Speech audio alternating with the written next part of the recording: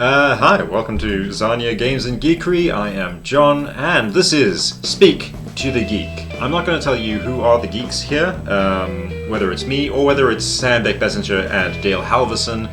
I'll leave it up to you to decide, ultimately. So this is part one. This is where we get into the discussion of their wonderful, amazing book, The Girls of Little... Not The Girls, sorry. Girls of Little girls. Hope. Just girls. Of Little Hope. Yes. Cool. I was pretty excited by your first intro because it sort of implied that this is the geek off, like who is the most geek, which just seems like a fun challenge. Although Dale is definitely going to win. No. It is Sam. Well, you can't just like talk about who's like the biggest geek. You've also got to just live it and demonstrate it. So how are you going to demonstrate on stream? Are we doing the Geek Olympics, basically? Yeah, we're doing the Geek Olympics. What would even those be? Okay, cool. So shall we start talking about Girls of Little Hope? Rad. I'm going to say off the bat, like, I really love this. This was like a page turner. It grabs me, and Sam, you got me to say, oh fuck. Yeah, you and Dale just like, you got me to like out loud say it. Suzanne looks up later in the spoiler section. I want to hear exactly when, because I think writing this book has been definitely one of the most joyful experiences of my life for two big reasons. One, because it has been an extended game of make-believe with Dale Halvorsen, who is one of my favorite humans on the planet, and the other reason is because there's been nothing more fun than having my friends read the book and then send me WhatsApp messages halfway through like, wait, what? You just did the, huh? And then no! It's so delightful. Joyful. And I love pulling rugs. And we had the most fun just subverting any expectation. It's like plot, character, anything. Nothing is what you expect. Yeah. That was just it. You won't see even if you know what's going on, you won't predict how. Yeah, that's what I really liked about it, is that there is kind of several layers of twists as it keeps on going, and then there's not a twist, I guess, like the sort of revelation that kind of happens as well, like a dawning, rising understanding of what is happening. So Dale kept talking about this. So Dale's go-to saying for us as we were writing was, we're not writing the Sixth Sense. Like, what we don't want is there's one twist and then that's kind of the twist, So it was constantly, and I think this is partly the joy of collaboration, is part of our game together was trying to surprise each other in the writing process. And I think having someone to bounce ideas off helped both of us. It pushed us into making more surprising choices, zigging and zagging the whole way through the novel. I agree. Audiences are too smart, readers are too smart, and if you're gonna do twists, you have to be smart. You have to be smarter. Luckily, Sam is very smart. Also, I think one of the things that authors have on their side is they have time. A reader's got to put things together as they're going, but you two can plot ahead over a course of months. Before I get too far ahead of myself, what is Girls of Little Hope in a nutshell? So it's 1996. 3 teenage girls live in this tiny small town in the middle of nowhere called Little Hope. You can't even make a joke about the town's name. It's already called Little Hope. I mean, come on. So what do you do when you're 15 and you live in the middle of nowhere is you invent your own fun. And these 3 girls entertain themselves by making a zine and by solving all the town's mysteries. One of those mysteries, though, gets them dragged into something darker and bigger than they're prepared for.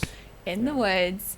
And all 3 girls go missing. And the novel actually picks up where you would maybe expect the novel to end, which is the day after being missing for a couple of days. 2 of the 3 girls return. They come walking out of the forest, naked and covered in blood, and won't say what happened, and that's where the book begins. Cannot remember, will not say. And where is their 3rd friend? Yeah, it's a fantastic cold open.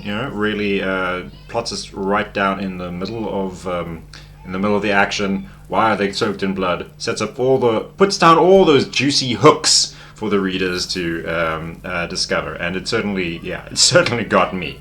Even someone as jaded as me who's like, oh, I've read all the books, I know what's going on here. I was still, what is going on here, and why?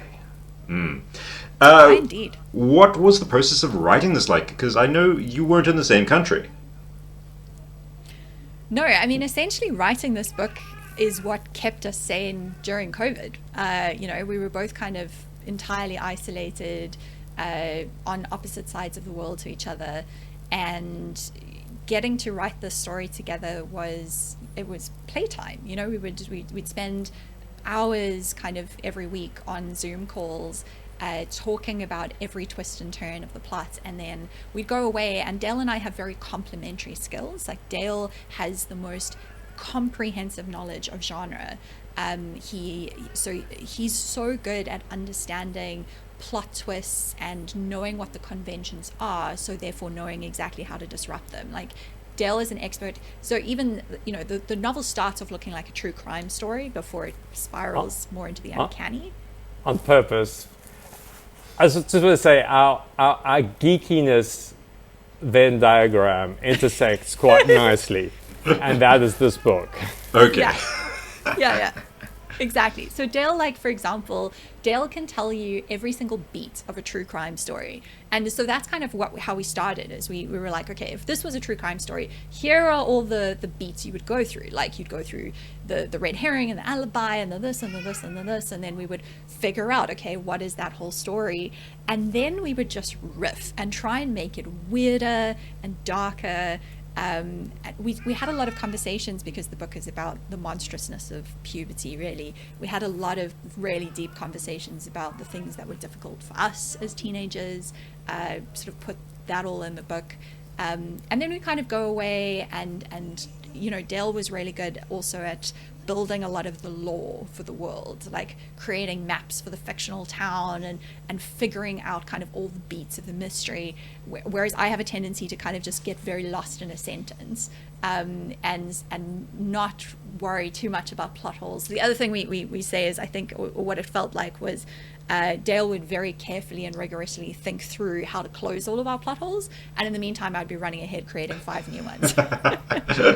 Dale, how did you keep Sam under control? With great difficulty. It sounds like it was an absolute blast to write. That's what made it fun. And even on a character level, I think we both agreed that everyone wants to write strong characters, obviously. But for me, the most important part is that they are relatable. Because a lot of stories a lot of things live and die on whether you want to spend time with these characters. That's well put. Whether you care about them. I mean, then what terrible thing are you going to do to them? Yes, and then you do horrible things to them. I think for the most part it is meditation on female friendship and how that might be the antidote to the monstrousness of the world. You're going through a lot of changes as a teenager, and what happens when you combine that with an event that is a reality shifting one. And how unbreakable are your bonds with your friends? Yeah, I mean, it feels kind of right that this book, which really, as Dale says, is about, it's an ode to friendship and how powerful friendship can be, that the process reflects that so much, right? Like, this book is absolutely equal parts both of ours. Like, it's such a merging of both of our minds, and it grows so much out of our friendship. Like, and it was so much fun to write, and I hope that if it's fun to read, it's because of how much fun we had making jokes with each other as we were writing it, basically. Wow, that's rad. So can I ask, like, what was the moment when you were like, is this going to be a book? We're like just talking here, but is it going to be a book? Oh. So the original idea for the story is Dale's. Like Dale came up with this idea, and Dale created one of my favorite comic book series, The Survivors Club. And when Dale first pitched, or co-created with Lauren Bierkus, who's also our friend, and we have to tell Ryan everyone. Kelly, the artist. Yeah, sorry, and Ryan Kelly. And so Dale approached me, and we first started talking about it, about collaborating on it as a comic book. And we had this idea that it would be, this story would be one kind of episode in a large series to do with cold cases and murder mysteries that turned out to actually be uncanny, a little bit sort of X-Files-y. But I think it kind of just got away with us a little bit. Like we just kept riffing and riffing and riffing. And the more we riffed on it, at some point, I think we realized, actually, we just want to tell this story because it's so fun. And I think we decided, exactly to Dale's point, we became really interested in these characters and their interiority, you know?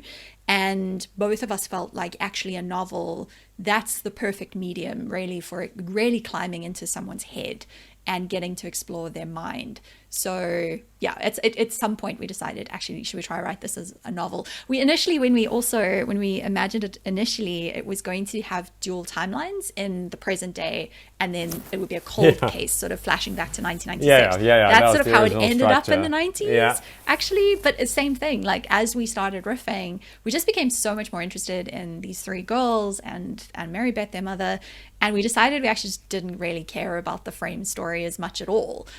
So we just dived in, committed. We were like, actually, we're just going to tell the story because it's tasty. How has the reception been so far? Pretty good. Pretty Yeah. good.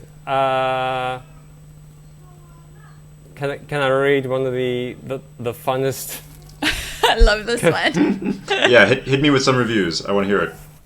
Oh no, but I have to find it.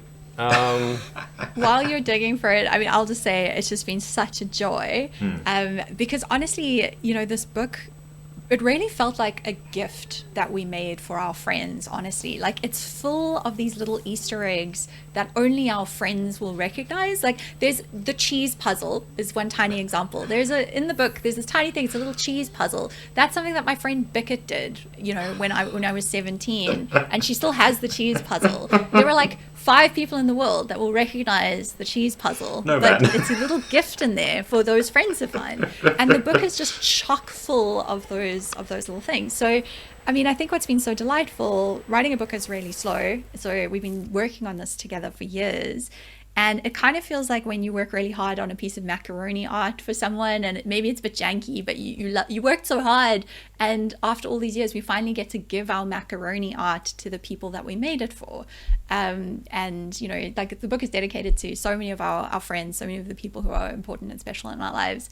And I think what's been the most joyful is just finally being able to give it to them and be like, here, I made this for you. I hope you like it. That's awesome. And joyful moments from like our teenage years. Yeah. You know, I'm glad we got to include things like arachnophobia and Henry and June. Fun memories. Anyway, I did manage to find it on my phone. It starts off, dude, what the fuck?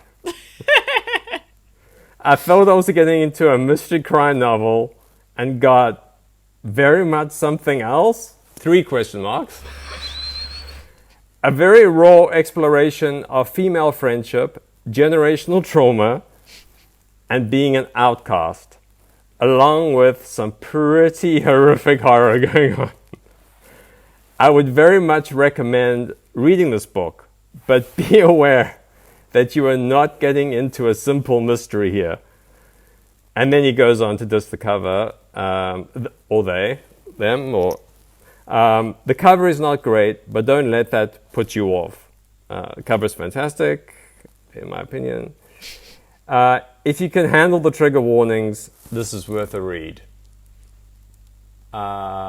Dream review. And Sam sent that to me, and I was like, yes, that's exactly what we wanted. Oh, that's awesome. That's awesome. It's like it's so nice to see something that's like been made with love. Like I can see in that the love of these characters. I can see the love of genre as well. One of the things I want to get into when we go into like the spoiler room is the question of like how did you manage to do like all these touchstones and not make something derivative, something that was like unique and interpretive like of itself in like the most beautiful way that art and experience can be, as well as just throw in some like really lovely sentences in there, and we're going to touch like on all of those in the spoiler room. But for now, I just want to kind of bring this one to a conclusion with very fucking well done. So proud of you two. Thank you. Very impressive. Thank you. Lovely work. Where can people find your book? Any good bookshop, really. Yeah, We pretty encourage much you everywhere. to support And some of the bad your ones. local indie, and some even the bad ones. Oh, there's no such thing as a bad bookshop. Shut your mouth. Awesome. And with that, we're going to sign up and we're going to tell people to like, subscribe, and all that. And go get the book because it is rad. That's what it looks like again. Ba-bow.